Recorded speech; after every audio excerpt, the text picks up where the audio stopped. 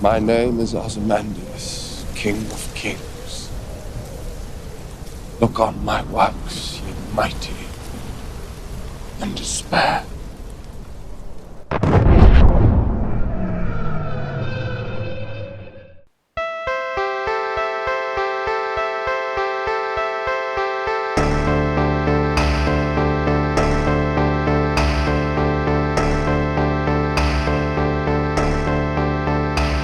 Hello, everyone, and welcome to Frankenstein's podcast, where it's all about the monster. We are a creature feature podcast about monsters and why we love them. I'm one of your hosts, Joe Praska, and with me is... your other host, Khalid Hussein.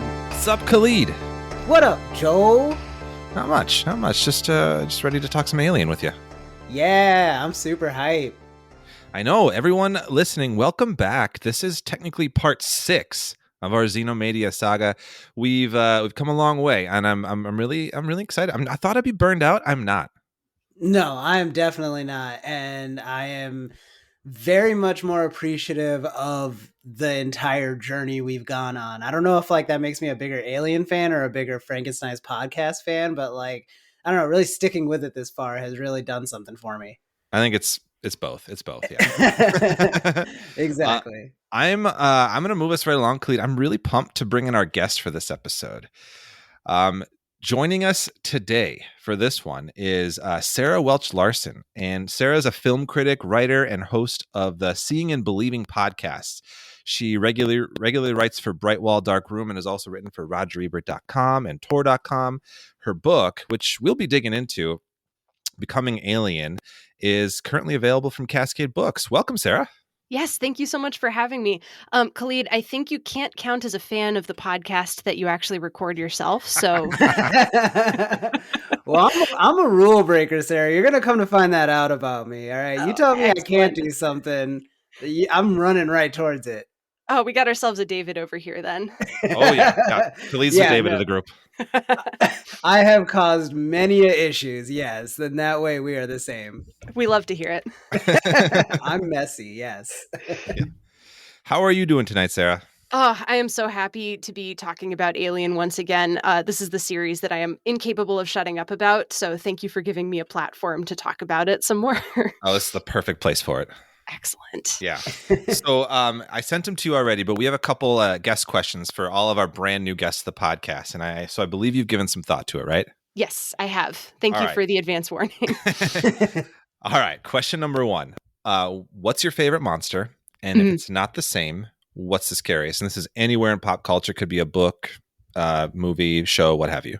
Okay, so this probably counts as sucking up to the teacher or something, but my favorite monster in pop culture is Boris Karloff's version of Frankenstein's monster. Nice. I love that performance. I love that portrayal. I just love the physicality that he brings to that part. There's a lot of pathos there, but he's also willing to, get bad and be kind of awful. And at the same time, he's the kind of figure that you really, really pity. And I just love how he's able to portray a lot of emotion just with the flip of the wrist. And the real monster in that story, I guess, was man all along. But I really, really love Karloff's version of Frankenstein's monster. Not very scary, though. So the scariest monster, also a favorite of mine, so this might be a bit of a cheat, is have you seen the movie Near Dark, the Catherine Bigelow vampire movie? Yes, I saw that recently. Oh, hell yeah. I'm so glad that you saw that. So I love Bill Paxton's Severin in that movie so much. Big vampire person over here. But Severin is terrifying because he's a vampire who's kind of like a biker vampire, and he doesn't give a shit about what anybody else thinks. He's just there to be mean and nasty and to drink your blood. And I think about the bar scene all the time. Oh, that was a great scene. It's so scary. He's literally in there just to fuck with people. And he's going to do it, and then he's going to kill everybody while he's at it. And the scariest part about it is just how much he's enjoying himself as he's wandering around the bar room, terrorizing different people playing pool until literally everybody is dead. He's so scary. I love him so much. It's a great performance, and he's just absolutely terrifying. Completely agree. I love the way that he plays it, where it's he's charming and you're really attracted to that energy right up until you're I want to leave. This is scary. Yeah. Yeah, it's very seductive. I think the moment where he takes the pool player's sunglasses off him as the pool player is trying to strangle him because he's gotten on his nerves too much, like he steals the pool player's sunglasses while the pool player's hands are around his neck, and he puts the sunglasses on, and then he kind of turns the tables on the pool player, murders him, drinks his blood, and then is like, yeah, that was, finger looking good or whatever. It's so upsetting. And the way that Catherine Bigelow shoots it is just, it kind of drives up the tension in a way, but so much of that is just in Bill Paxton's performance. I love that. So definitely the scariest monster I can think of. Great pick. Yeah. Thank you. Yeah, those I haven't seen that one yet. That I know Khalid, you texted me about it when you watch it. It's a blind spot for me. We should do that one on the pod. That one's tougher because it's not available on streaming anywhere. Like, yeah. My roommate just happened to have the DVD and was like, "Yeah, you can't find this anywhere, and it's so good." And I watched it, and I was like, "Yeah, why can't you find this anywhere? This would be great to watch on a weekend for fun." Your roommate rules. I think it's a music rights issue, unfortunately. There's some funky music stuff going on in there. It came out in 1987. And that's a problem that happens with a lot of Catherine Bigelow movies, actually. Because I think Strange Days had a similar music rights issue with it. But it's on that one's on HBO now. And Near Dark does bounce back and forth between Shudder and Criterion Channel. Oh, cool. So I usually tweet about it whenever I see that it's surfaced again online because I want more people to watch this movie. I think it's incredible, but you can also track down DVD copies at your local library, although the transfer isn't very good. I own a copy myself too, and it's a little bit shaky, unfortunately. Well, next time it's on Shudder, let us know. We'll have you back for the Near Dark episode. Hell yes. Yes, please. Yeah. All right. Question number 2 for you, or kind of 2.5, 3. The first one's kind of like 2 questions. What would you consider is you're on your geek card? What are you most geeky about? I'm sure part of it's the Alien franchise, since you wrote a book on it. But if there's anything else, it's a good time to chat about it. Oh man, what isn't on my geek card? I guess is the other question. So when I was 9, I taught myself Quenya Elvish, Tolkien's Quenya Elvish. Ooh. Because I was that kid. Lord of the Rings came out right around that same time. Maybe I wasn't 9. Maybe I was 11. I was young though. I was definitely in middle school.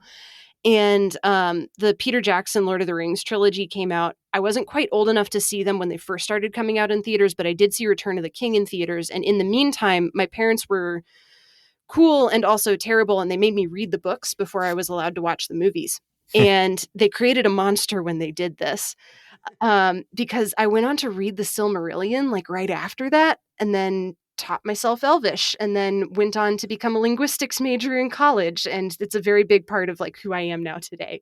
So yeah, it's got to be the learning Elvish when I was in middle school and really had no business reading a bunch of big dusty books. That is a fantastic. I can't get over that you read the Silmarillion in middle school. Yeah, I was. That's a flex. I think that's a flex. I mean, the whole origin story is pretty impressive. Yeah. Yeah, it was. I mean, it was definitely a choice. I don't know how much of the story actually sunk in for me, because I went back and I reread the Silmarillion around the same time that the Amazon Prime TV show came out last fall. And I had a bunch of marginalia in there that I'd written in there when I was in middle school and high school. And it was just pencil marks of really stupid basic stuff where I was just this is what this means. And this is the theme that Tolkien's talking about.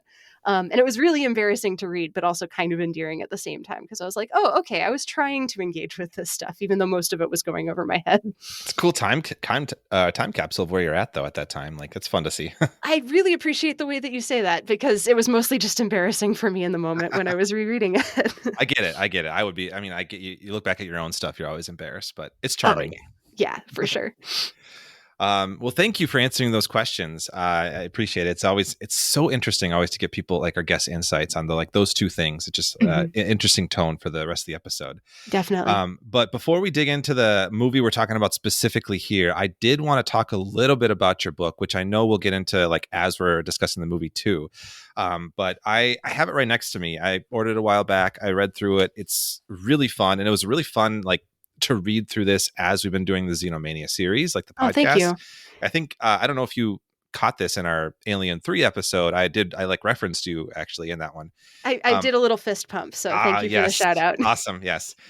So I did read through a lot of your section, a lot of the book, and I have it open to the Covenant page, and I've made my own annotations and little things I wanted to bring up too. But just so the thesis of it essentially is like an examination of like the through line between the 6 films in the franchise as it ties to Catherine Keller's cosmology as a cycle of order out of chaos through the lens of her book Faces of the Deep. Would you be willing to just give us like a little bit of a brief overview of like who Keller is and what that book is for people who might not know? Yeah, absolutely. So, Dr. Keller is a process theologian, and she was recommended to me by my husband, actually, who has an MDiv. So he's the one who's more qualified to talk about theology stuff more than I am. But it's something that I like and I appreciate. I guess my religious background is that I was raised evangelical and now I'm an angry Episcopalian. And that means that I just think about faith and evil a lot for the most part. And so when I was thinking through how to write this book about the Alien series, I was really looking for something that could help sort of tie together all of these movies thematically, because they're very, very different in form and in tone and in style.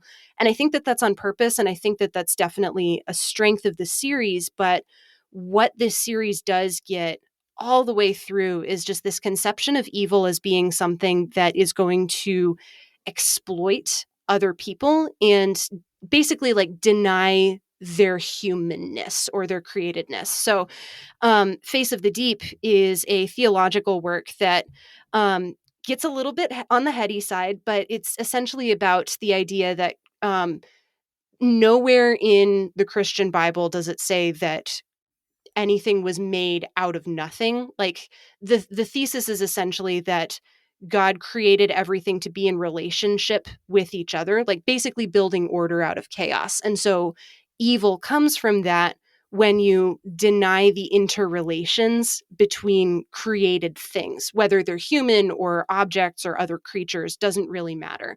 So the idea of the Alien series as being kind of a like that whole theology kind of cracked open the Alien series for me in a big way, because the alien is evil, like it's going to murder you pretty horribly, but I don't think that it's the biggest villain of the Alien series, and I don't think, spoiler alert, I guess, that it's the biggest monster either, because the biggest monster is the company in whatever format that the company takes in whatever given movie, because the company is essentially there to extract profit from other things and to take away their inherent worth and turn it into something that they can then turn into further profits. Like they want to take the alien and turn it into a weapon. That's kind of denying what the alien was originally created to be in the first place.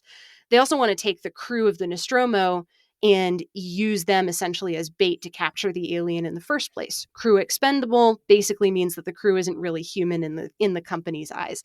And it kind of goes on and builds from there. So that was kind of what I was trying to wrestle with as I was thinking about the entire Alien series and just working through like, how do all of these movies really connect with each other in a really thematic way? Yeah. Wow. That means it's super fascinating stuff. And I also love like how you organize the book too, like just like by movie, like you examine like just a good chapter, like delving into each movie. And then as you read the book, like you see like how you kind of brought those connections together. Cause on the surface value, like you said, there's 6 very, very different like visions of this of the universe, very different like filmmakers who are like going into there, but there is this connective tissue that you brought through that theological point of view. And I really appreciate that. Thank you. I'm kind of curious. So you gave us kind of like your background as like with the theology connection, like what's your like personal history with the Alien franchise? I did that come early? I'm sure that came, you were already a Christian. You said evangelical Christian at that time when you were younger, Mhm. and then you discovered Alien. Yeah, so I think I actually watched Aliens first. I'm pretty sure that I saw it back when it was on like a loop on TNT or something when I was in high school. So I saw like an edited for TV version of Aliens, and I was like, "This movie rules! I love it." Um, and then my family had done a movie night for the original Alien. I'd heard the plot of Alien before. I knew that there was the chest burster and the dinner table scene, and like I sort of knew about it through just pop cultural osmosis, but I wasn't a horror movie person. Like we just did not watch scary movies in my house growing up. And so for whatever reason, my family decided to do a family movie night of Alien, and I was babysitting that night. So I missed the family group watch of Alien, and I think they'd borrowed like a DVD from the library or something. So I came home from babysitting at 10 p.m. and I sat down and was like, well, they're going to return this DVD. I might as well sit down and watch it myself. So my first encounter with Alien was me alone. Everybody in the house was asleep. It was super dark. And I didn't know anything about Ash. And I didn't know anything about like that slow burn before all hell breaks loose. So I was flipping the lights on as I was making my way back to my bedroom at midnight after I was done watching Alien, because I just hadn't known what to expect. Scared the bejeebers out of me. Wasn't really sure what to do with it, but I kept coming back to it over the years. So loved Alien, loved Aliens, didn't get into Alien 3 or Alien Resurrection probably until sometime junior year of college. I might have even been on study abroad and I was just like looking for something to do that night. And I didn't really vibe with Alien 3 at the time. And I actually like quit on Alien Resurrection pretty early on because there's a gross out kill fairly early in the movie where I was just like, I can't handle this right now. I'm done with this movie. And then I didn't watch Alien Resurrection again until I was starting to think about writing the book, actually. I saw Prometheus a couple of times, and then I loved Alien Covenant. So I guess that'll be like the segue sort of Yeah. into Alien Covenant. At that point, I had seen enough of this series that I was pretty familiar with the franchise to begin with. My first movie date with my now husband was an Aliens double feature. And so I knew that the relationship was going to go pretty well because he'd never seen Aliens before and he was super into it. But when Alien Covenant came out, I went to see that movie in the theaters probably like 3 times. I was just vibing on its wavelength, really love the way that this movie is shot, really love the music, really love that it's just basically like, I don't know, art history 101 with xenomorphs in it. And it's just so mean and nasty. And I guess we can sort of get into the ending a little bit later on, but this movie is doing things that Ridley Scott wanted to do with the original Alien 40 years before. And I appreciate that he was able to actually take that swing when he hadn't been allowed to do it with the original outing in the franchise. Yeah. Wow. That is a really good segue into what we're talking about today. I fancy myself a segue person, but I think you beat me to it today. Sweet. I'm Khalid, willing to go on record and say that was the best segue we've ever had on this podcast. really natural. Really natural. Joe, I'm coming for the title. I'm coming for your position. Oh my! There. Here we go. Elegantly done. Yes. All right, Khalid, why don't you give us a rundown of the movie in question tonight? All right, Joe. So I will go to our homeboy Google for a little synopsis. Today we'll be talking about the 2017 film Alien Covenant, directed by Ridley Scott, story by Jack Paglin and Michael Green. And the synopsis goes a little something like this. Bound for a remote planet on the far side of the galaxy, members of the colony ship Covenant discover what they think to be an uncharted paradise. While there, they meet David, the synthetic survivor of the doomed Prometheus expedition. The mysterious world soon turns dark and dangerous when a hostile alien life form forces the crew into a deadly fight for survival. What a monster! They're creatures of the abstract that live off potential energy. It's alive! Hell yeah. Nice. All right. I think Sarah, you've already said you really like this movie. Why don't we, Khalid? Why don't you tell us your thoughts? I feel like you saw this when it first came out, right? Yeah, so if you've listened to the other episodes in the series, most people will know by now that my introduction to the Alien franchise is Prometheus and Covenant. Wild. Yeah, I don't know, like I didn't grow up with Alien, and I had, obviously by the time I got to high school and college, like all my friends would like tell me like how great it was, and I don't know, it was just like the weird stubborn part of me that was resistant to it, and so I put it off, and then once we started doing the monster podcast, I was like, well, now I'm definitely going to see it eventually, so I don't need to see it until then. But for some reason in college, Prometheus and Covenant came out, and I was like, yeah, I'll check them out, they look good. I think the first one was probably Idris Elba. Like I just like yeah, I was like fresh off The Wire at that age, so like I was very like tuned into Idris and like what he was doing, and I was like, I want to see where that guy goes. And so that probably reeled me in. And then Covenant, I mean, yeah, that was Danny McBride all the way by that point. So Hell yeah. yeah, I mean, whoever the casting director was really understood like we could get a whole new fan base with just a couple of key casting choices. I love that you were brought to the series by the supporting characters too, like not even the leads. No, yeah. I mean, I'm a big character actor guy. Like I will like fight to the death for Stephen Root and his like Oh, yeah. but that guy actors. We love those guys. exactly. great. Yeah. But And the series is full of them too. Oh yeah. Oh, 100%. I mean, those older ones, like it's so cool seeing like Yaphet Kotto and Lance Henriksen pop up and just being like, oh, they were everywhere in my childhood. But yeah, so with regards to coming back to Covenant and Prometheus, I like them a lot more now than I did when I first watched them. They can be kind of inscrutable when you don't have the Alien movies for context. Like it just feels like there's like one story that they want to tell, and then every once in a while, like the Xenomorphs play into it. And now watching it, it's like I just have a deeper appreciation for like David, who in a lot of ways feels like the anchor of, I mean, he is the anchor of both movies, but like he really just like steps into like a protagonist role almost in Covenant. And that journey just like, I just have like so much more of an appreciation for like the way that it, I don't know that it's like a clean connection to Alien, but like it does a lot of heavy lifting and it feels like it's like well done for the most part. Like I would say like 80 to 85% of like the effort to connect these two like franchises and stories really works for me. And I think it really just comes down to like all the stuff I was saying when we did the Alien episode about like how this creature is like so perfectly designed to like kill, and it's like that's part of what makes it so terrifying, and like really putting like a human interest like character story behind the rationale for that of like this guy David who just like fundamentally understands that he's better than any of the stuff that came before him, and he's still like in service to it and resenting that and like wanting to be like, well, I'm gonna actually like create the best thing ever, and it just happens to be the best like killing machine, unfortunately.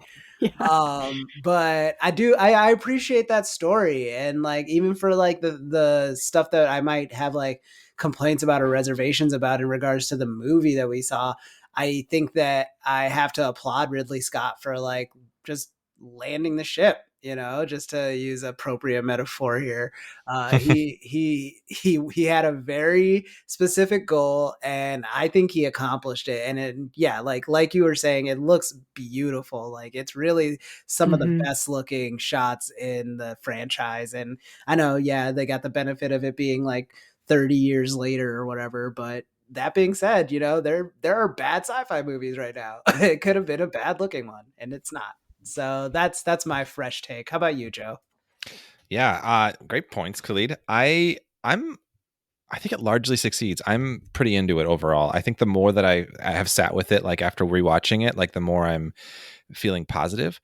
I think there are some things that I do have a little bit issues with. I think there's an element to whenever you have a large franchise and you expand the lore with the increasing movies that sometimes like it will muddy the continuity a little bit. And I think that there's elements in this where you have to do like some headcanon or like head gymnastics to try to figure out where things fit in. And being a fan of like Star Trek and Star Wars and all the franchises, I do that all the time anyway, so I don't mind it. But I know that from a like just a straight up movie standpoint, that could be considered a criticism. But I think this movie in general, like Ridley Scott, like you said, visually phenomenal. Like he's a great director, and like this one feels like it's more firmly in the horror genre than Prometheus was. I mean, Prometheus definitely was there, but like this one has that like stronger horror element, and it's just reminded how good of a horror director he really is. And it's exciting. It's an exhilarating ride all the way through. It starts off slow burn, similar to the original Alien, which is really cool to see. I have a few problems with like, I know that this may not have been like entirely the movie that Ridley wanted to make after Prometheus. I think there was an element of him trying to rein in some of the bigger ideas and bring it closer to Alien. And I think that's interesting, him working with that and like with that constraint in a sense, because he was able to make this from it. I am a little bummed with where Shaw went. I wish we saw some more Elizabeth Shaw. It gives me echoes of how like I feel about Alien 3 and how like disrespected like Hicks were. I feel like a little bit about that. I've read, we'll get into it, but I've read some other like articles that have like some previous drafts where she's like part of the cast in this movie, and I kind of wish we'd have seen that a little bit. I do wish we could have. There feels a little bit like there was a middle chapter between Prometheus and Covenant that I almost wish we would have seen like more exploration into the engineers a little bit before going headlong into Xenomorphs. But those kind of critiques aside, I'm ultimately pretty happy with this movie. I think it's it's cool to see like from what's arguably like a blockbuster, like big budget sci-fi film, it doesn't really fit in that mold, and it's a really like unique film in that respect, and I really like it. So yes, I'm into it. Yes. Sarah, I know you love it. Why don't you give us some of your thoughts? Oh man. I mean, y'all have kind of touched on some of the stuff that I really love about this movie. Like, I will reiterate again, looks amazing, just really dark and lush, and I love all of the greens. But I love that this movie kind of leans into the gothic horror flavor of horror rather than just like straight up horror. And I think that that's really intentional because Ridley Scott's really trying to pull in a lot of stuff about the idea of what does it mean to be a creator? What does it mean to be a created being? Is that necessarily a good thing to try to keep making other things? And who are you going to trample on like along the way? It does feel a little bit like a corrective to Prometheus, which is a movie that I like more having seen Alien Covenant. Like, Prometheus is also gorgeous, but it's kind of a hot mess. And I love that it swings for the fences, like thematically, but it doesn't really feel like an Alien movie in like any substantial way. And part of me wonders if Prometheus would have been better if it had just gone off and done its own thing without trying to tie into the Alien universe. That being said, what Covenant does in order to bring Prometheus back into that Alien universe, I find really interesting because it doesn't fit particularly well. I like that this feels like this is a possible lead up to the original Alien movie, but it doesn't necessarily fit perfectly, and it doesn't have to. And I like that there's kind of room to wonder and room to think and room to, like, I don't know, develop that headcanon between, well, what happened in this movie versus what do we get in later installments chronologically in the series. I don't know. It's kind of fascinating to just kind of, I don't know, pick at the ragged edges that are going on here, because it is a beautifully polished movie, but it's also really rough and mean in some ways. And it's willing to go there and it's willing to be mean. And I don't know, just I respect Ridley Scott for being like a 79-year-old man who is willing to like sever a bunch of heads and like disembowel people. Gladiator within, 2 coming soon. Again, I'm totally here for that too. But yeah, I don't know. And I think on rewatch, because I watched this again just last night, the thing that keeps striking me about this is just how many allusions to art history and to history we get. There's a lot of poetry. This movie was originally going to be called Alien Paradise Lost instead of Alien Covenant. I don't know why they changed the name, but it was going to be Paradise Lost, and David really is kind of a Lucifer figure from that poem. There's a lot of quoting of Carl Sandburg and Percy Shelley and misattributions to Byron, and David is kind of a Byronic hero in and of his own right. And the whole movie is just lit like a Goya painting, and it feels very capital R romantic because it's chasing a lot of that symbolism and a lot of those themes of, well, what does it really mean to be human? And yeah, I guess a lot of sci-fi asks the question of what does it mean to be human, but Ridley Scott is interested in exploring that using the Alien franchise sort of as an entree, but he's going off on his own little tangents. And he's interested in figuring out like what the heck was up with that space jockey in the first movie that nobody really mentioned again? Like, we might as well go play in that space for a little while. And the stuff that he came up with to play with in that space, I just find deeply fascinating. So I don't know. I find this movie surprisingly like more and more rewarding the more that I watch it, which is not something that I can say about most other blockbuster franchise entries of its ilk. Oh, for sure. Yeah. Great points. Great points. Yeah, there's a lot to really dig into this one. I agree with you about like the kind of like gothic horror elements, the like the art pieces, like the just like going through David's workshop, like is such a like a feast. Like you want to just kind of pause the frames and just see what he's got there. Like it's so interesting to see. And like it's fitting too. I was thinking this when you said earlier, like your favorite monster being Frankenstein. Like this is like a Frankenstein story too, right? Like the creation, the creator, that whole thing. And I also feel like in another sense, like the creation element gets into some like fascinating like gender dynamics too. Like we have Alien has like a history of like the strong like woman protagonist with Ripley, and in here we get like Catherine Waterston's character Daniels. But like arguably, as Khalid said, like the like the protagonist is David in a sense, who's like a male character. But I was watching this with my wife Nicole, who was on the Aliens episode, and one of the phrases that she mentioned afterwards was that David has like womb envy, like he wants to create, and like there's like an element where like that creation is like a male obsession in something, and we were trying to figure out like is Ridley like intentionally honing in on trying to explore that as an element of this movie. It's just like an interesting theme, I think, to like pick out and like see like another added layer to the creation piece, you know? Yeah, especially because it feels like David inherited that from Peter Wayland. Like you get that prologue where Wayland refers to himself as David's father and then kind of isn't willing to pick up that mantle any further than just, oh, I created you, therefore I get to be your dad, which is a pretty perverse relationship to push onto anybody, but especially like somebody who's going to believe you and then be really confused when you force them into servitude immediately afterwards too. Like that's a deeply messed up relationship. And I love that Scott doesn't really spend too much time on it. Like you get enough of what you need between these two characters in the 5 minutes that they're on screen together. And that really does do a lot of work to explain why David is the way that he is and why he's so obsessed with creating something else that's better and more perfect than he is. Not to mention the extra layer of like, this is all essentially being done on behalf of a cult of some sort. Ooh, yeah. You know, like really just like tying into that like fundamentalist idea and like tackling the understanding there of like the mother's role versus the father's role and like what blind obedience gets you. Yeah.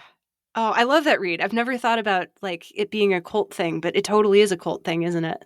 Yeah. And I mean, I don't know, like the idea, even 10 years ago, the idea of like a cult like raising $1 trillion to go deep into space to find their creator would have been laughable. But like, yeah, I don't know, like that news coming out of like Utah that they just like secretly had $16 billion. And I'm just like, oh, I guess we're not that far off. 2090 is a good guess, Ridley.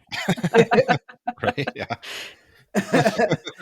So, yeah, do with that what you will. But I will say, it's interesting that you brought up that Prometheus didn't feel that much like an alien movie, because I would say like half of this movie didn't feel like an alien movie. Half of it really felt like we were like watching like a Stargate like offshoot or something, you know, about just like these like explorers coming to like a new world and like slowly like figuring out like what happened there.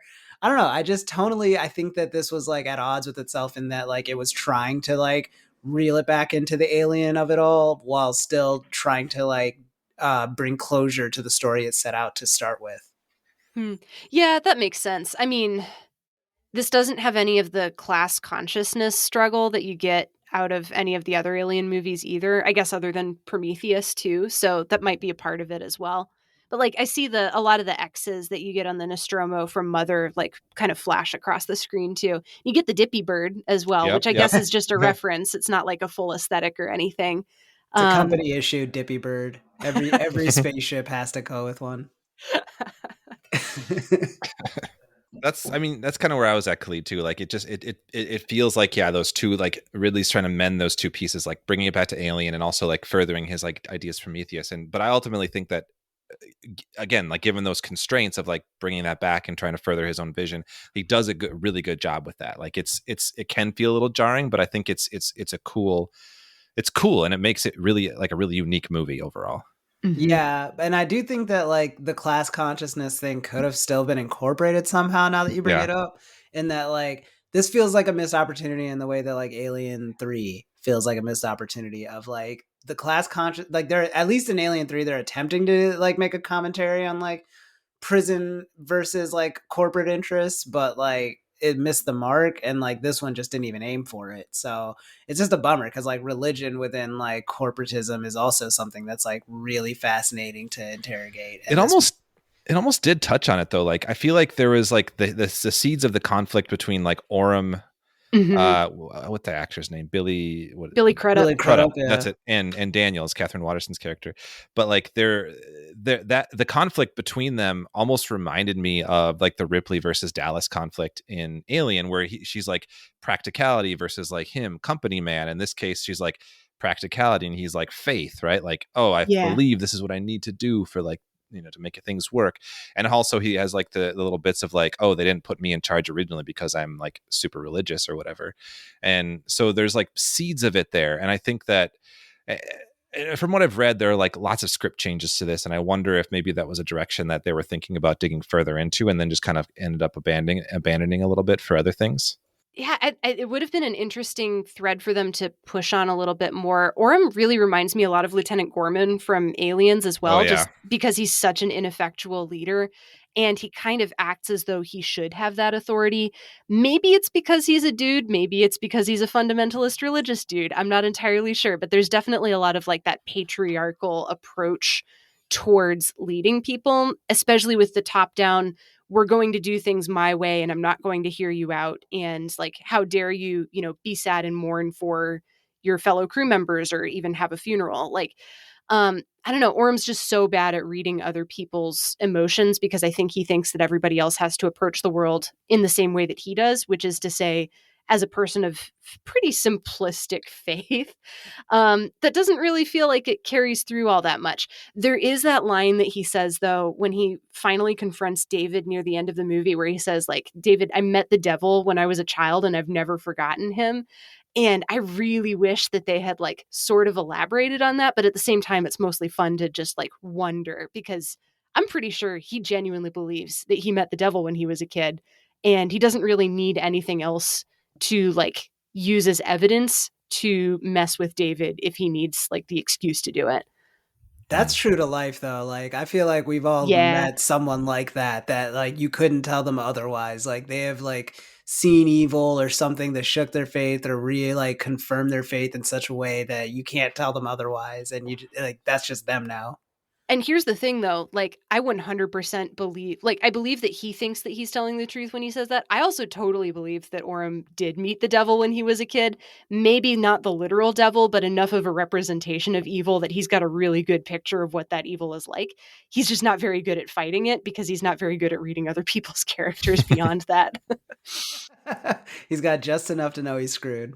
Yeah, and then he's just a little bit too trusting immediately afterwards, which really sucks for him, I think. Oh, yeah. Insanely trusting. I don't, like, I'm sorry, you don't lure me into your egg cavern and then tell me to take a peek in. I just...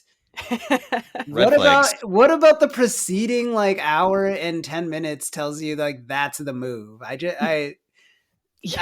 I'm trying not to be like, plot hole, but that is wild. I don't know what to do for you, man. At that point, like, I don't know. I could save you, but you would just die another stupid way. Yeah, for sure. Although here's one of the wild things, though. So, Joe, I think you mentioned Frankenstein as like a touchstone for this. The corridor that David leads Orem down in order to get into that egg chamber, I'm pretty sure is modeled after the same corridor in the 1931 Frankenstein that leads up to Frankenstein's laboratory. Like It's the same twist in the stairs, and like the stairs are like the same kind of rock. It's not as, German impressionist as the original 1931 movie, but the sets look just similar enough that I'm willing to bet that it was done on purpose that way. Oh, that's got to be, if that's like the thematic connections too. That's a cool note. I now I kind of want to rewatch that scene and check it out. But that's awesome. Noticed it for the first time last night. So again, more stuff coming to light as you watch this Yeah, movie that's the over kind and of over fun again. stuff with these movies, like especially like with Ridley Scott, someone like who's such a competent director, like visually, to like add those Mhm. touches in that you just like, it's rewarding to go back and see. Yeah. I think if like when like I know that Noah Hawley's got like that Alien series or whatever. I think that whenever they do come back to it all, I want them to get away from like the half the crew is on the ship, the other half is doing the stuff part of the Oh, yeah. story. Oh yeah, That's probably like a lot of what threw that third act off for me was that like so many of the characters were just sidelined for like a majority of the action, and then everybody that was in the action just died, you know. And then Yeah. they get up to the spaceship and it's almost like another movie's worth of stuff happening, and it feels disjointed, and it kind of like throws off like like, okay, they were in danger and now they're out of danger, but they're kind of not out of danger because that's very clearly David and not Walter. And then okay, now they're in danger because of the alien, but they're still not giving up the ghost on that android.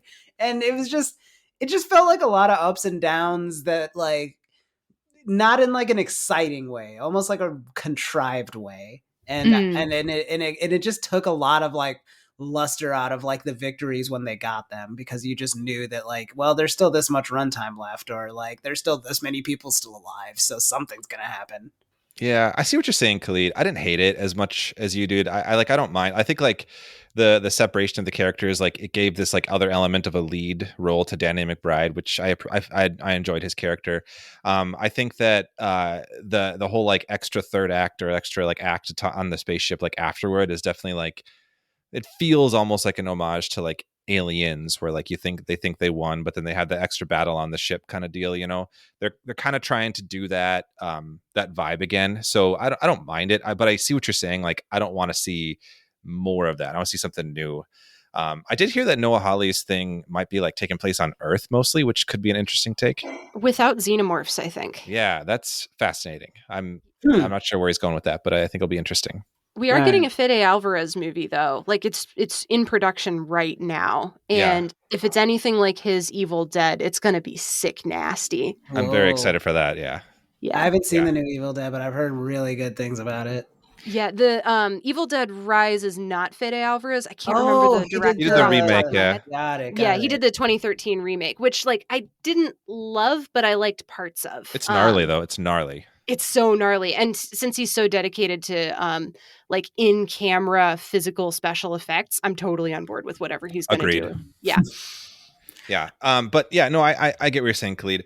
I do think that's a good transition though. Sarah, you would mention some stuff about the end of this movie that you wanted to bring up, like connection to like what Yeah. Ridley Scott. I think I know what you're talking about, but go ahead and elaborate. Yeah, so when Ridley Scott was shooting the original Alien in 1978, 1979, they had a script. The script had an ending, but Ridley Scott wasn't fully sold on what that ending was. So he was just throwing stuff at the wall just to see what would stick. So Yaphet Kotto was like actively lobbying him to let his character survive to the very end. Like he was like, I'm going to kill the alien and none of you can stop me. But one of the things that they were kicking around as they were wrapping up production was like, how do we end this movie? And one of the ideas that Ridley Scott had, and Sigourney Weaver was on board with this, was the alien would kill Ripley in the Narcissus, in the shuttle, and then it would make Mm. that final sign-off message in Ripley's voice. Which is a really bleak way to end a movie like that. Can't I'm have really a glad- franchise.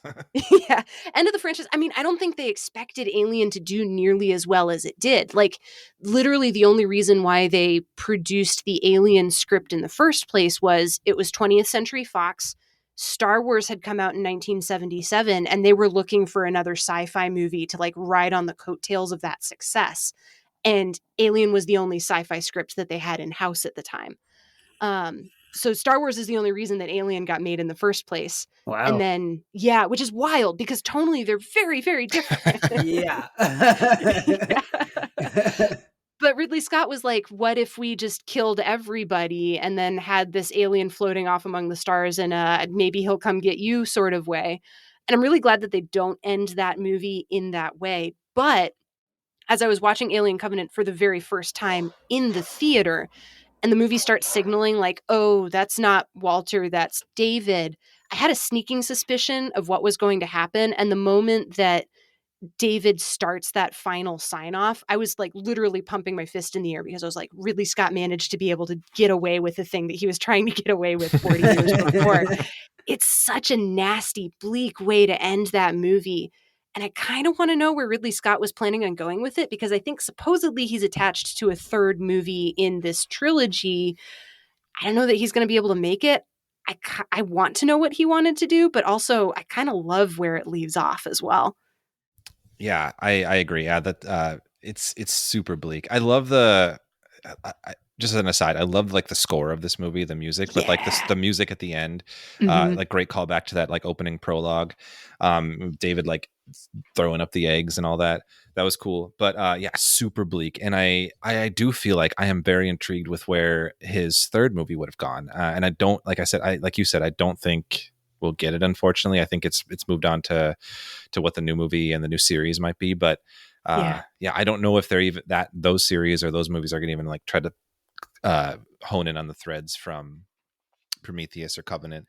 I know some of the novels in the EU are it's like we had Philip Ballantyne on one of our episodes, and her novel like kind of deals with some of like the black goo and the engineers, like taking some of those themes from it and bringing them into like further on in the timeline. So I don't know how much they're going to do with that, anyone, but I'm intrigued to see where like these threads end up in the greater universe as we move forward. I saw a fan theory that Daniels was going to end up getting turned into like an alien queen or like a prototype for the alien queen, which is fitting. I don't need to see that on screen. Like, that's like 5 minutes of exposition. Okay, let's go explore something else now. Yeah, like an off-screen kind of thing. Give her the Shaw treatment, I guess. Yeah, pretty much. Or the Newt treatment, I guess, which I'm actually fine with. And I know that's a controversial thing to say, but it's I don't know, like every Alien movie kind of resets the previous one a little bit. And I think that was the necessary reset, because I don't think I would have liked where they would have gone necessarily if Newt had still been around in that setting. Oh yeah, I haven't read it, but I know they recently released the original like William Gibson script in like book form. So I'm really interested to read that and see what direction like you're saying, like what kind of direction it would have gone. Yeah, me too. I think very anti-capitalist, which I'm on board with. Yeah. But yeah, I'm curious about that one because I haven't read it in full. I definitely think though in the movie that we got, Alien 3, like it's a good thing that Newt wasn't there amongst oh god, yeah. No, but like I don't know, like the corny like Disney kid in me is just like, oh, why couldn't they just be like, yeah, her shuttle like went off somewhere, she got like adopted, she's good. It's happy. Yeah. Speaking of like other like kinds of like script variants, I did read this article about like some original ideas for like Paradise Lost before it became Covenant. There was with the idea of like Elizabeth Shaw, Naomi Rapace's character, the idea was originally to have her like hiding in the catacombs from David under the city, and so they would find her like kind of like midway through the movie, and she'd kind of help out the Covenant survivors there. There was another element where she had landed on the engineer homeworld, and we get more of a prologue with her like hanging out there and then wanting nothing to do with David until like getting lonely for like another kind of almost human counterpart, putting him back together on the planet, and then he ends up doing his genocide. So like it's kind of interesting to see like some of like that's kind of what I was talking about, where I feel like there's a middle chapter that was almost missing a little bit between Prometheus and Covenant. So it would have been like, at what point does she go, let me put this guy I don't trust back together again, so he's full powered, like superhero strong. He did make a prologue to this movie, like a short film that has like, she does come back to film scenes where she puts him together on the ship, and then he does his whole thing. But like I think that the original script like had her a much bigger part of this. I don't know if it was like her own filming schedule or if she chose to like, she's like, I couldn't come back, or it was studio notes that made it go this way. But I would have been intrigued to see like where that would have gone. I know that this is from quotes from like one of the creature designers, Carlos Huantas, I believe, from an article. I'll link that in the show notes. But he also said in designing it, when this original script, there was an element where David was supposed to have like an army of like mutated meerkats for some reason they were working on that they abandoned. Yeah. So there's some other ideas that could have gone some interesting ways. Does that short film explain why Noomi Rapace would be singing a John Denver song? I don't think it does. I don't think so. That to me was like, I mean, for a sci-fi movie where a lot gets thrown at you, that was hard to believe. They did. There is a trivia piece that it was supposed to be a prayer that she was transmitting, but they thought it was too on the nose. I mean, that's her character, though. You're right.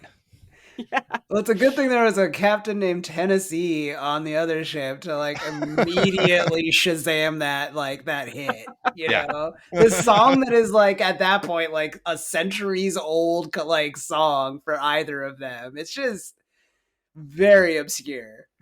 Yeah. It's a choice. It's a choice. It is. That was that Covenant came out the same summer that Logan Lucky came out too, though, and I'm pretty sure Country Road Take Me Home is also in Logan Lucky as well. Like it was the summer of John Denver for whatever reason that year. But the way it makes a million times more sense to be in that movie. Oh yeah, for sure. Well, good for John I don't Denver, know. though. I find it charming, and I'm glad that John Denver got his bag on it. Yeah. Get your bag, John. I'm not hating on that. The song is great. I need like a little bit of explanation. Like, is there like a huge like John Denver like renaissance in the future that like I would very much watch that movie. Maybe he's like, I don't know, the 22nd century's equivalent of Beethoven or something. Unparalleled, yes. I can get behind that, yeah. Would you have preferred it if it were a prayer or something else? I mean, I think the John Denver song is fine. It's good. It's like a fun, quirky thing of like you're watching this like really like sci-fi futuristic thing, and then all of a sudden you hear that like that. I feel like that for an audience just works in a really relatable way and it clicks. So I'm not even complaining. I was just like, curious choice. Yeah, definitely an interesting choice for sure. Yeah, but no, I think I agree that the prayer would have been like too obscure, and like at that point, I would rather it's a guy named Tennessee that recognizes John Denver than like some weird like fake religion and like a person on the ship that has a weird reason for knowing said fake religion. That's fair. Yeah. Before we move into like the monster pieces of this, I wanted to ask you, Sarah, about a quote in your book that relates to this movie. In your Covenant section, you said, Alien Covenant is the sinew that ties all 6 Alien films into a cohesive whole. And then a little bit down the road, you say, it serves to sum up the themes of each of the Alien films before it. Mm-hmm. So I like the idea that you kind of say that this is like kind of that glue that ties them all together. So could you elaborate on your thoughts on that? Yeah, it kind of structurally mirrors basically all of the other Alien movies. So, you know, you have a crew that responds to a transmission that they probably shouldn't respond to, but they're going to go and investigate it anyway. That happens in Aliens. I don't think it happens in Alien Resurrection, but it definitely also happens in Prometheus. So structurally, I think a lot of these movies sort of rhyme with each other. And then you have that ongoing search for the origin that you get from the Prometheus story that sort of ties this into, well, where did these aliens come from? And I think Alien Covenant really is almost arguing that original sin is attempting to create something without fully understanding the consequences of how or why necessarily. And all of the other Alien movies are essentially about the idea that like sin is the denial of other people's inherent createdness. And in the previous, like in the Alien quadrilogy, for the most part, that's happening because the company's trying to exploit everybody else around them. And here, that denial of that relatedness or that denial of that createdness is happening purely from David, who happens to be the greatest creation of the guy who founded that company in the first place. Yeah. And he very much takes after his, you know, quote unquote dad, because he's inherited a lot of that drive both to try to find and meet his maker and then also make something of himself in the process while completely throwing everybody else under the bus. Like to David, the crew of the Covenant is also completely expendable because he just needs test subjects in order to make the Xenomorph. And when he finds out that they've got several thousand colonists on board a ship, which is also a very convenient escape for him, that's the only reason that he's willing to cooperate with them. He doesn't see any of them as people because he sees them as lesser life forms. Yeah, great points. I think I was noticing that too, like how elements of this movie kind of like do like mirror all the other movies in different regards. But I like the themes, and then like the whole perfect organism element too, right? Like is both the creature and David in itself. Like, Yeah. yeah, that's And some of those callbacks are kind of on the nose. Like when David yeah, refers to the xenomorph as a perfect organism, I rolled my eyes a little bit.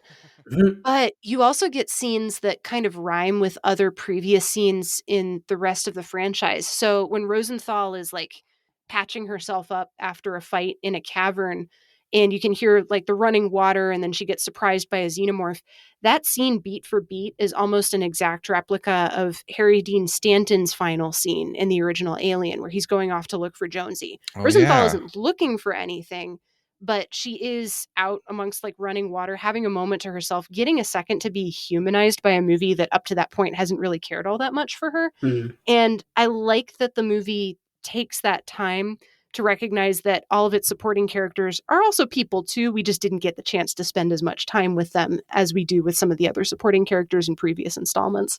Yeah. I think there's an idea too that I like about it, where it's like the idea that once you start like characterizing or like displaying traits of humanity is when your creator turns on you. We see that with David, with Guy Pearce's character. He wants something obedient. Obviously, they David and Walter have that whole conversation about how the later models like actually reeled it back and became less human like, and like how offended to his core David is. But it's like that's basically what the engineers were doing in Prometheus, and that like Yeah. we don't necessarily ever get like an explicit reason, but it's safe to assume like they didn't want a bunch of like hormonal volatile like apes running around. Like whatever their hopes were for us, it did not pan out, and that's why they were going to exterminate us. In the same way that like we like Wayland did it a lot more elegantly, and that like the extermination for David is just like rewriting the software, but it's still a form of genocide. Yeah, yeah. People are inconvenient, I think. And I think the Alien movies are really aware of that. And they're also aware of the fact that despite people being inconvenient, they're still worth saving anyway. Um, they may not necessarily always survive, but I think the best characters in the Alien series are the ones who are willing to go back and try to, rescue the person who's being deeply inconvenient, whether that's, Newt or Lieutenant Gorman or somebody else. Maybe that's why the xenomorph is like at least in universe, the perfect creation, because like while all the other ones are like concerned with like creating perfection and like literally getting killed for it, the xenomorph is just there to destroy. And that's the kind of thing, like 100% of the time, if that's your goal, you'll probably achieve it if you're a xenomorph. Yeah, yeah. It's just vibing, I guess. Vibing violently. Yeah, no New Year's goals for the xenomorph. Yeah. Just kill everyone. Exactly. New Year, same me. That's what the xenomorph says. I love it. I feel like we can't move on, or can't forget to mention the flute scene too. Oh my God. Yes, thank you, Joe. I can't believe I almost forgot about the flute scene. I'll do the fingering. It's so good. It's so good. Oh, Sarah, please. You literally wrote the book on it. What did you think about this scene? I don't know, man. It's buck wild. That's all I got, really. I mean, it's just kind of like I don't know, like David's found his mirror image, basically. So of course he's going to seduce him. Like he's I don't know, vain enough to try that. And I like that Walter isn't really falling for it, even though, it's probably pretty flattering to get that level of attention from somebody as charismatic as David is. I don't know. I don't have very much else to say about that other than it's a wild scene. I can't believe they got that into a blockbuster movie. I can't believe they pulled it off either. Like it really, really works. It does. Works I'm so so hard. glad it worked. It's so fun it's so wild but so fun. Yeah. Yeah. Oh my God. No, I think for me, what like I love about it is that like it's just that thing of like Ridley Scott still got some juice, like you see a scene like that where like it could have just been for laughs. It could have been this awkward, weird scene that's like very like erotic, but masturbatory, but also kind of gay. But like it's a lot of things and nothing if you just leave it a joke.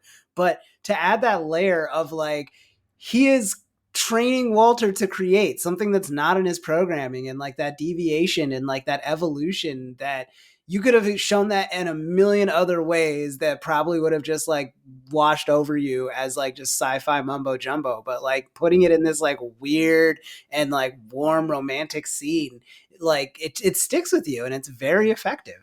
It's so weirdly emotional too, like especially for Walter, because I don't think anybody's ever told him that he can create anything. Like obviously he's been forbidden from doing it, but I don't think he would have ever considered going against that programming in a million years. It's big Pleasantville vibes. Like it's like Mhm. it's like Walter seeing color for the first time. Oh, so cool. No notes on the flute scene. It holds up 10 years later, however many years later. Agreed. Yeah. Should we monster it up? Let's monster. Let's do it. So a little bit before we dig into the specific monsters, I got a couple articles I read about just like the general effects teamwork. So I think we all know that Ridley Scott definitely has a preference for doing things like practically as possible and keeping everything in frame. So it sounds like for what he wanted the aliens to do in this, a lot of it ended up having to be CGI, but there were a lot of like practical like suit stand-ins. There was motion capture, so there's a lot of like things in camera that were happening to kind of like overlay or create on top of. So there still was a lot of practical effects despite like lots of CGI happening and like a lot of practical sets and a lot of pieces like that, which is really cool to see.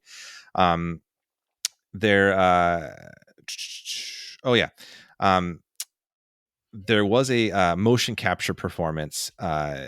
Javier Botet, I believe, a Spanish actor with Marfan syndrome, which I learned is actually like a genetic order that causes people to have like kind of longer arms, legs, and fingers. And he's kind of a known like creature actor. He was in a few other thing, but he did the Neomorphs and the Protomorph kind of creatures in this is like a stand-in a lot of times, just kind of like there on set for the actors to kind of act off of, which is kind of cool to see. The creature design was Connor O'Sullivan, who's an Oscar nominee.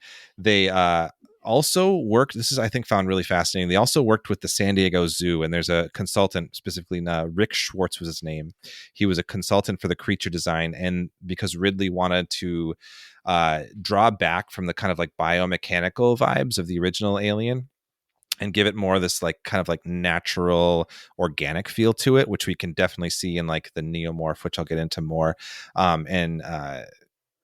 One of the things that Ridley Scott like provided to like O'Sullivan, the creature designer, was like anatomical studies to reference like waxwork models, and like these kinds of things, like medical models with like their skin stripped off to expose like the musculature. So like kind of a basic format, like he wanted this really like kind of like more organic feeling, like I was saying. And I think that really comes across when we get to the Neomorph, which is the first kind of creature that I want to like dig into here.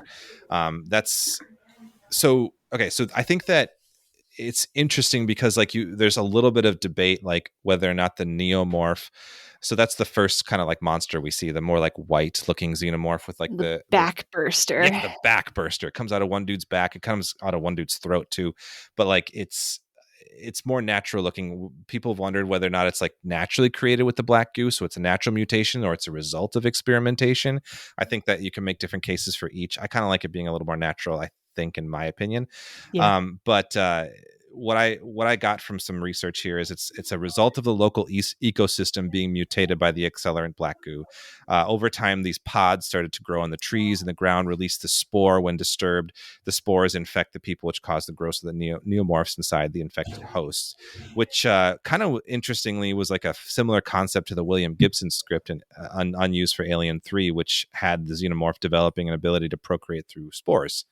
So what'd you guys think of the Neomorph? I dig it. It's really unsettling. I kind of like that it's like a baby that's mobile almost immediately. Mm-hmm. That backburster scene is pretty upsetting. Oh yeah. I don't love seeing things coming out of people's backs, which is probably not a controversial thing to say at all.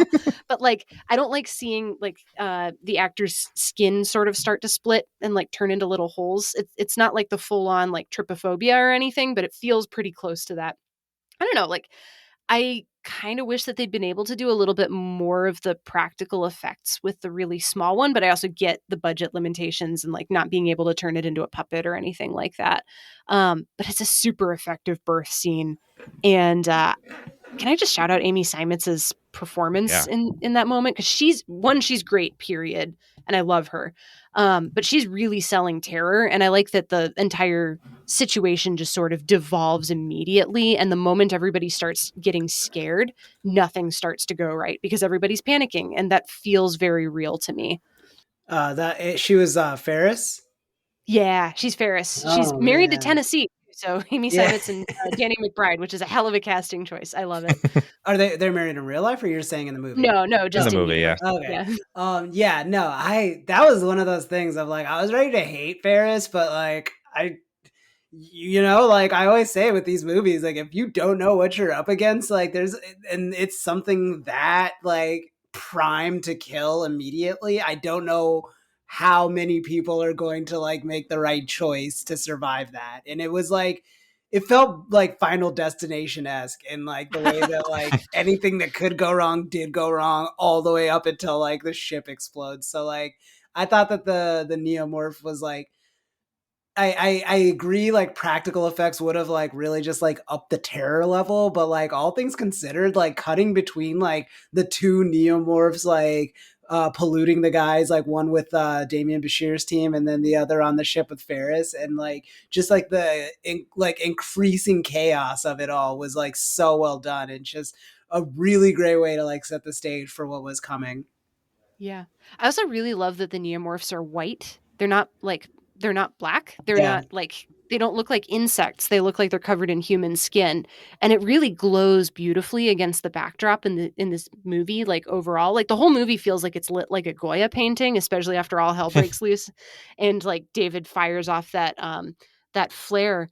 But I keep thinking about the scene where the neomorph has killed Rosenthal in the caves, and it's like hovering sort of over her body and it's eating her, and it looks like a spider, but it's sort of glowing in like the darkness because you've got that lovely contrast between it and the shadows in the background. You just don't get an image like that with a regular old xenomorph at all. Yeah, that scene's particular. And then what's standing nearby David afterwards, like that's just such a great shot, like great creature shots. Like it's such a unique, like I think the one thing that these movies as they progress have really going for them is like upping the stakes on like the creature design and changing the monsters. Like Alien Resurrection had that kind of like newborn monster which terrified me as a child, and like there's like always a new when they have something new to add to it. I think that always makes these movies so much more interesting, and I think that the Neomorph was such a cool addition to it. And I was reading too that Ridley Scott was heavily inspired by goblin sharks. So if you look up goblin sharks, you can definitely see the comparisons there, the 1-to-1.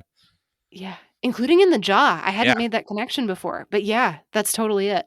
Yeah, it's pretty cool. I also saw that they called like the chest burster or the black burster for the Neomorph. They called the little one instead of like they called it an imp in the script or something, or that was kind of interesting. Yeah. That's so whimsical. Yeah, right? That's what I was thinking too. Doesn't really fit an alien movie. No, yeah, the little imp. Anybody else kind of notice that David turns into like one of those like people that like runs a grow house in this movie, where he's like just trying out like fun different strains until he gets like the perfect combo? Yeah, he's got the long hair. I was just thinking the long hair. Yeah, that works. Exactly. Like he spent like that 10 years just like building up like the nicest dispensary or something, and we got just running around barefoot in his cloak and his long hair. Yeah. No, this is like for like your like heady xenomorph. This is like when you want to get work done. Good. Love it. The two other pieces I want to talk about for monster wise, we also get little glimpses of the engineers here. So this is the planet. We see them. They kind of appear a little bit more primitive and slightly different in appearance from the ones we see in Prometheus. Mm-hmm. I've seen that on like online theories that have led to this to imply like potentially a caste system among the engineer society, or another theory that perhaps the ones that we're seeing here aren't actually the engineers that we met in Prometheus, but actually another creation of theirs. So I kind of like that theory because they were so quick. I mean, I know that the black goo can do so much, but they're so quickly dispatched and like just minimized the threat, like where Prometheus built them up so much. So I don't mind thinking that there's something different. But we do get small glimpses. It's just it honestly, like from what they did with the makeup in Prometheus and this one, it just kind of looks like people in white makeup, you know? Yeah. Yeah. Yeah. Which is kind of unfortunate, but I Yeah. really do dig like the aesthetic of, I don't know, the setting around them. The Feels city very is super like, cool. yeah, it feels very like ancient Greece to me, especially Pompeii once everybody's gone. Like, and I'm pretty sure that was on purpose. Like you get all of those cypress trees and the old buildings and like the giant heads. Like it just feels very much like this is supposed to evoke, I don't know, ancient Greek society or something. So Oh, for I hadn't sure. really thought about like the design of the engineers looking much different from the design in Prometheus. But yeah, you're right. Like they're almost more gray too. Yeah, I wonder if it's like an out. Like, I wonder if there is an element of like, oh, we depending on the reaction here, like we could say we could do more with the engineer in a different direction. We could just be done here, you know, that kind of thing. That guy that got shot last season was totally wearing a bulletproof Yeah. vest. Why do you ask? That kind of thing. Yeah. I don't know, but yeah, I mean, I don't have much to say about that. There is such a small scene, but the big thing we get, the sort of, it's not, they don't call it a xenomorph, and it's called like a protomorph or praetomorph. I'm not quite sure how to pronounce it. Praeto. But that's what I found it. The one that looks pretty much like a xenomorph. There are some slight differences from our original xenomorph design. The VFX supervisor, a guy named Charlie Henley, said, quote, "It wasn't a direct copy. If you're a fan, you'll probably spot the differences. Ridley wanted to bring a more fleshly, translucent quality to the skin and have areas that were hollow." So there are some differences. It's kind of meant to be like a stepping stone to the xenomorph that we see. The one thing that I find the most interesting about this creature is how it's created and what it's modeled after. So we see David kind of creating these like different like xenomorph like creatures and trying to make this like quote unquote perfect organism. There are two different kind of theories here. So Ridley Scott has said that he had initially written in the script that David creates the xenomorph as we see them, and that's the origin of the xenomorph.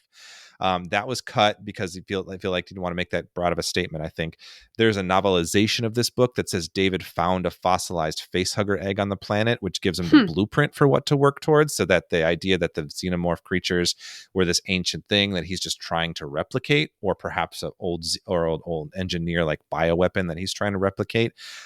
So I think personally, I like the idea that David's trying to replicate something, that it's something that has existed for like eons or like generations before, that he's trying to bring back in a sense. I like that because I feel like that keeps the mystery of it. Like when we had talked on an Alien 3 episode, our friend Jim had this theory of like these kind of like aliens being this thing that just pops up to kind of cull people moving too far in the galaxy. And I like that. And I think like the idea of David didn't create it, but he's honing or trying to replicate it, gives that theory some credence, where it could be something that's much more mysterious. And it also, like I think in Prometheus we see in like a sculpture, there's like we could argue it's an Easter egg where like we see like an original xenomorph sculpted onto the ship. And I like the idea that maybe the engineers had like some reverence for them, or they had used them like long before, so they were something that existed already. So that's where I'm at. What do you guys think? I'm on board with like preserving that sense of mystery. Mm-hmm. I don't know, like I also don't want to stray too far from the text necessarily. Yeah. So like I'm on board with just saying like, oh yeah, David totally like created them, and that doesn't bother me too much either. But I do like that David's just kind of stumbling around and like iterating and reiterating on this monster and trying again and again and again, and he doesn't get it right the first time, and he's kind of stymied in his efforts. I don't know, like the Alien series is pretty iterative, and it's willing to repeat itself a bunch, like obviously from the plot and then from everything else. And I don't think the xenomorph looks exactly the same from movie to movie ever. No. Like there's always a change. So you've got like the smooth domed head for the original xenomorph, and then they add ridges to like the alien soldiers and aliens, and then they remove kind of the cones from the back for Alien 3. And so on. Like they all look a little bit different. It's always like a retooling of Giger's design. But I really dig that Scott's kind of going with like that translucent look, because that kind of almost sounds like cave fish or something. Like I did notice that the ribs were translucent when the first protomorph pops out of Orem, and it's kind of steaming a little bit, and you can sort of see its innards inside its body. Oh, Like yeah. it looks like it's made out of spun glass or something. Um, and that plus the eyelessness really makes it seem like it's, you know, a cave fish or some sort of cave monster. Yeah, I agree. Khalid, what'd you think? I kind of want it to be mostly David, at least like the iteration of the alien that like we know, or the xenomorph. I think that I don't know. I think the base like on what the like he set out to say with Prometheus and like leading into Covenant. Mhm. There's something just like really poetic about like Waylon being so obsessed with looking for his creator that he neglects like probably a way more impressive feat of like you are God to what is the best invention on Earth, you know, and maybe the galaxy, and you could not care less because you want to find a bunch of people that made like cave paintings centuries ago. That's a weird priority, and it's like the movie just does such a good job of being like, yeah, like while you were out there looking for like something that could like preserve you or like rewrite your genes so that you can live forever or whatever like long shot thing that like you thought they had for you, and hoping that like there was like some benevolent creator at the end of it all. You could have been the benevolent creator, and instead like you passed on the worst aspects of you and made him like detest humanity because of it, and he turned around and like made his like grandsires like creation even more effective. And I think there's something to that it gets lost if it's like, well, they were always like elite killing machines and stuff like that. Like I love that it's like really just like this like combination of like what created humanity and what humanity created like coming together to destroy humanity. Yeah. Okay, Khalid. Okay, I see that. I mean, I'm not 100% sold, but you got me. I'm on board. Whatever the direction they decide to take. Yeah, no, for me, it just makes these two movies in particular like more meaningful. I don't know necessarily that it like helps the overall Xenomorph lore, and I'm happy to see how they like extend it and continue that. But for these two movies, it really is just like there's a poetry to it.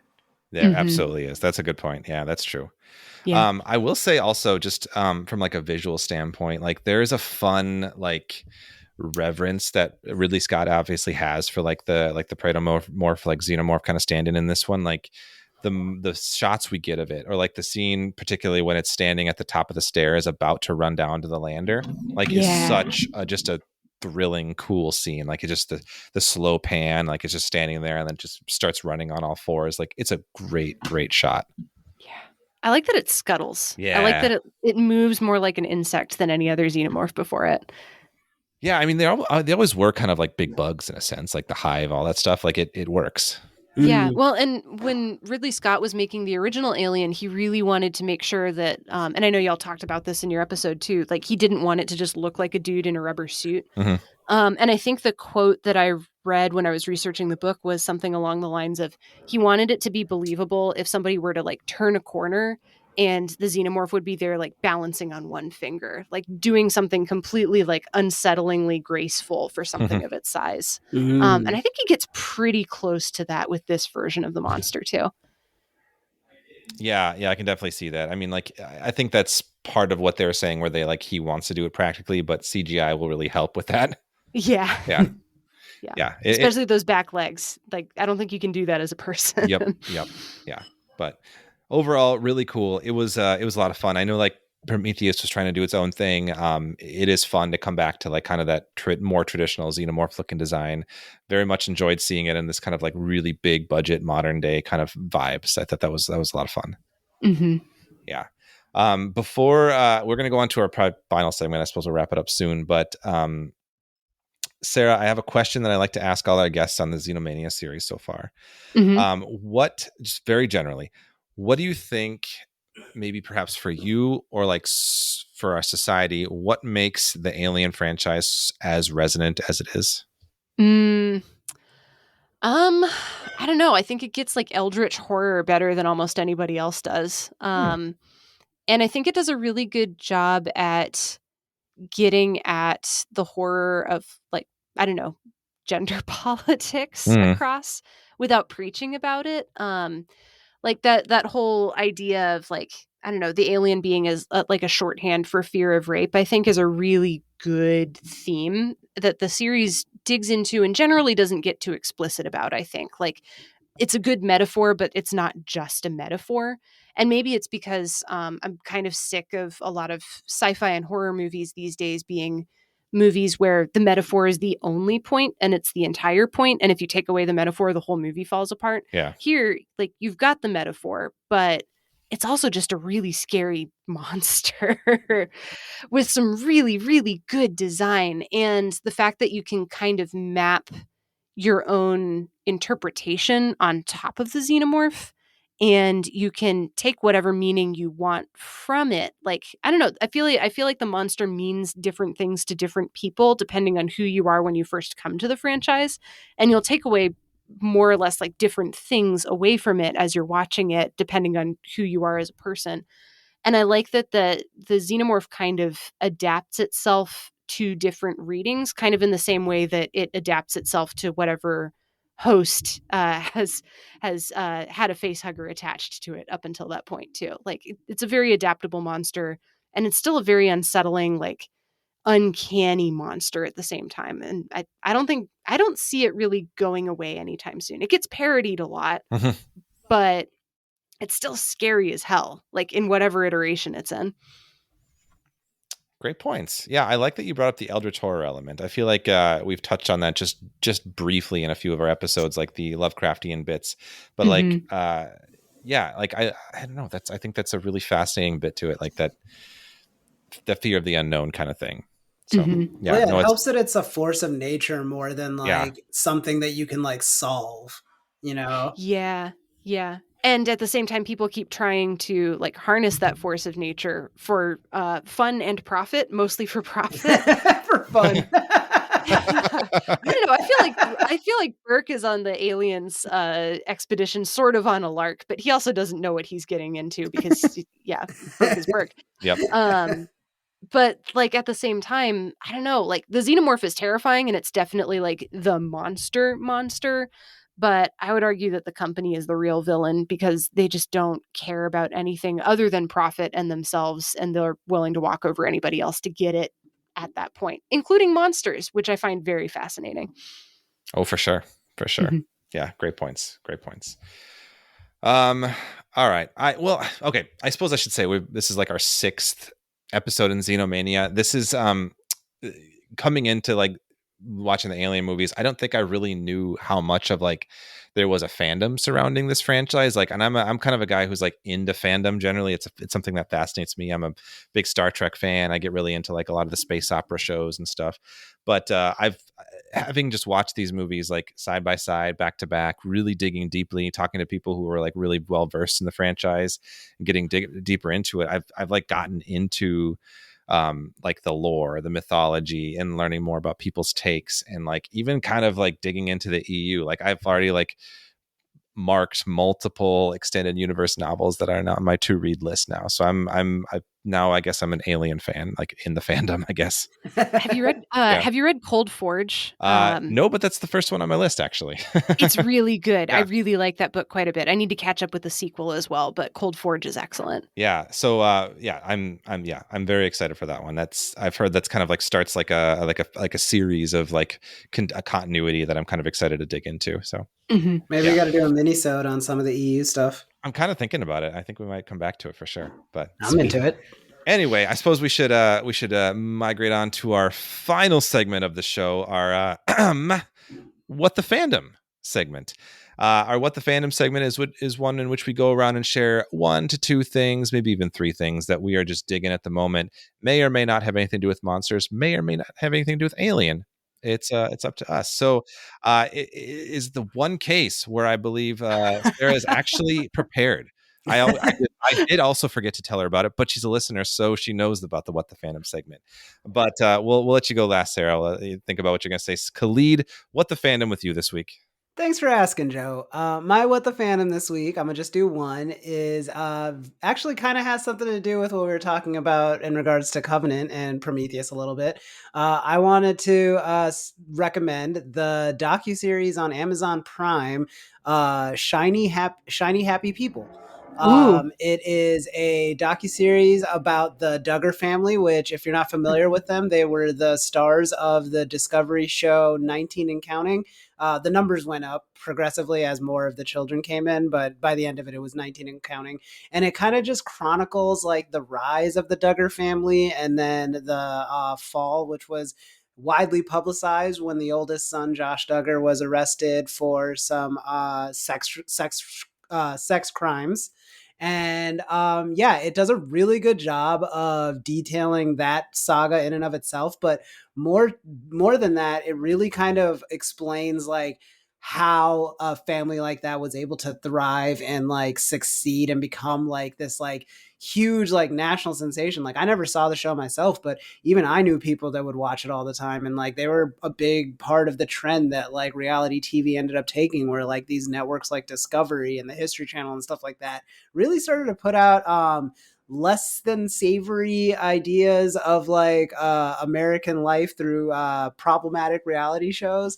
And Mm-hmm. so yeah, I don't want to spoil too much about it. It's just that if like you've ever just been curious about like what like fundamentalist ideology can like do to communities and the reach that they actually have and how they exercise that reach and maintain that like power and efficacy over like such a large group of people, I cannot recommend it enough. It is just such a well thought out show in regards to how it talks about abuse and how that abuse is facilitated within structures. And yeah, I burned through the whole thing. It's only 4 episodes. I think it clocks in at like 3 hours total. So like it's a very quick watch, and it is, I think it's just it's an important watch more than anything. I hate using that word, but like there are certain things out there that like when you watch them, it just gives you a better sense of like the country that you and like the people you share that country with. So yeah, Shiny Happy People, definitely check it out. It's on Amazon Prime.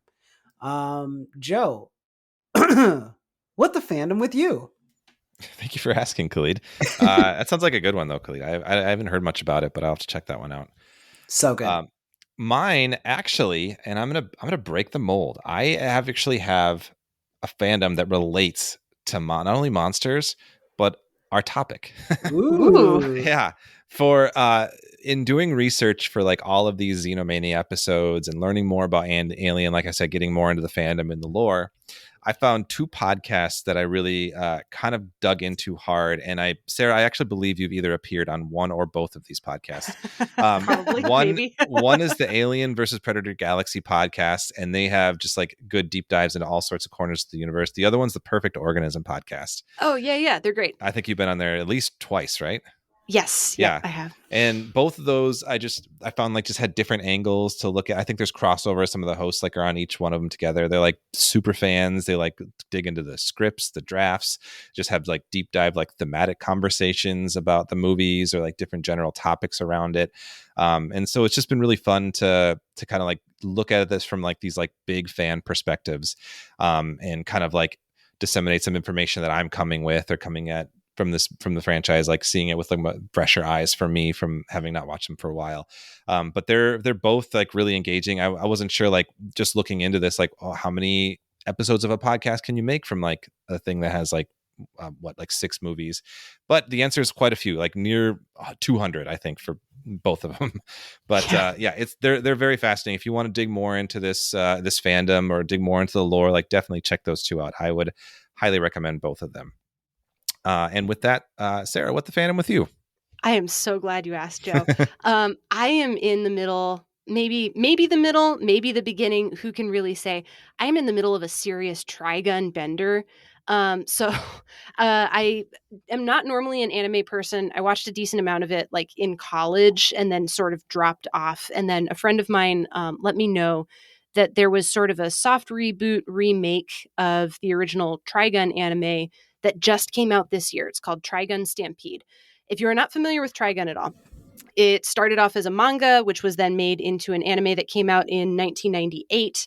And now there's also this remake. It's set on a desert planet in which human beings have crash landed and they're sort of struggling to survive. I guess, sort of comparable to Firefly, but a very, very different ethos and way of looking at the world. The main character is a person who is both a very good gunslinger and also a raging pacifist. Like, doesn't even want to hurt anybody, not let alone kill them. He's basically like Batman if Batman were like unwilling to harm a fly. He's got this like long spiky blonde hair, and he wears a long red trench coat, and he looks really cool. And his name, I shit you not, is Vash the Stampede. And he is up against a rogues gallery that would also put Batman rogues to shame. So there are characters who are mutants. There's a guy who just plays jazz really evilly, and that's how he's bad. This series is great. The jazz guy doesn't show up in Trigun Stampede. He's in the manga and then in the 98 anime, I believe. But if you're looking for an entree into a ridiculously good series that is willing to question the nature of humanity, the nature of pacifism, what people are willing to do in order to get to their goals and liberate others, Trigun Stampede is really good. It's, I think, on Hulu, and it's also available on Crunchyroll. They actually brought back Johnny Young Bosch, who voiced the character of Vash in the original anime for this reboot. It's only 12 episodes long, so it's about 3 hours. And the action is gorgeously animated. So it's not just a lot of heady concepts about like, what does it mean to really be a pacifist? It's also really beautifully shot and really beautifully rendered. And you get a lot of really fun characters who are foils for this pacifist, who are willing to call him on his position and say like, are you really sure that this is a tenable position for you? I have a blast with it. It's so exuberant. It's so bright. It's colorful. It's fun. It's an absolute blast to watch. And that is Trigun Stampede, which is on Crunchyroll and on Hulu. Awesome. That does sound like a lot of fun. That sounds It's great. so much fun. I'm so glad that you were able to give me the platform to preach the good word about Trigun Stampede. That was actually my stealth reason for coming on this podcast. It wasn't even to talk about Alien. It was just to talk about Trigun. We're glad to give you the opportunity. Thank you. Well, Sarah, thank you so much. It's been so much fun to have you on and chat about Alien and chat about Trigun. If anytime you want to come back on and chat monsters with us, we'd be happy to have you for sure. Oh my God. Yes, please. Thank you so much for having me. And yeah, if you get around to watching Near Dark, I am definitely in on that episode. Or any other episode where you want to talk about monsters. No, Bill Paxton with fangs, we're definitely getting to it. Yes, good. Oh, speaking of, and I don't answer this for Near Dark because I want to hear your answer for the Near Dark, but Khalid, would you flee or flirt with the Xenomorph? Fight or flirt? Fight or flirt, yeah. Oh, here we go. I was saving it, but I'll give it for this one. With this Xenomorph, I'm gonna fight it because you're not fighting the Xenomorph so much as trusting David, and I would never. I wouldn't. First of all, I don't know why they didn't do that like trick that like some people do with babies at a hospital where you like mark one of the babies just to make sure it's like the one you came with. That's insane to me. As soon as he cut his hair, I'd be like, okay, something's up. Like, this, like especially with this movie, it's so much easier. I would flirt with David and be spared. That is the movie. Because it sounds like he just needs one human to like recognize what a marvel he is and like, I don't know, like play flute with him time to time. So very, very doable. And everybody on that ship is kind of just like very like Darwin awardsing themselves to like out of existence for the most part, just by like how trusting they are for no reason. So yeah, no, that's the easiest flirt ever. And that it's not like, I hope that I flirt so successfully with David that I never have to interact with a Xenomorph. Or at least he teaches me how to train him, because like he had that one with the Chris Pratt palm move. Like I think he originated it, but breathe on the nostrils of a horse and it'll be yours for life. Yeah, like I want to learn that trick. It sounds like the easiest cheat code. So that's my answer. Flirt with David to avoid a fight with the Xenomorph. Excellent. Wow. Thanks for asking. That was fun. I've been dying to know this whole time. I love it. Thank you. Before we close out, Sarah, what do you want to plug? Where can people find you? Anything new coming out? Oh my gosh, yeah. I just wrote a piece for Brightwall Dark Room, so I'm a staff writer for Brightwall Dark Room. I wrote a piece for them about Jafar Panahi's No Bears, which is one of the best movies of last year. I co-host a podcast called Seeing and Believing with a fellow Chicago critic, Kevin McLenithan. We're both Christians, but we're just approaching movies from that lens. We're not trying to like force religion on any of the stuff we're reviewing. We're just there to review those movies. And we have that common philosophical background. You can find me all over the internet at Dodgy Boffin, including, unfortunately, on Twitter, but you can also just find me at dodgyboffin.com. Basically anywhere where that account exists, I will be there. All right. Well, thank you. I will put links to all that in our notes. I will also link to the links to buy your book, Becoming Alien, which is fantastic. Highly recommended for Alien fans and philosophy fans alike.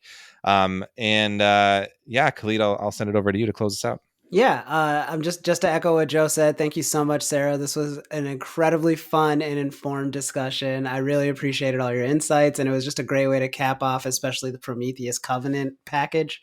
So yeah, thank you for that, and thank you all for listening at home. And until next time, creep it easy.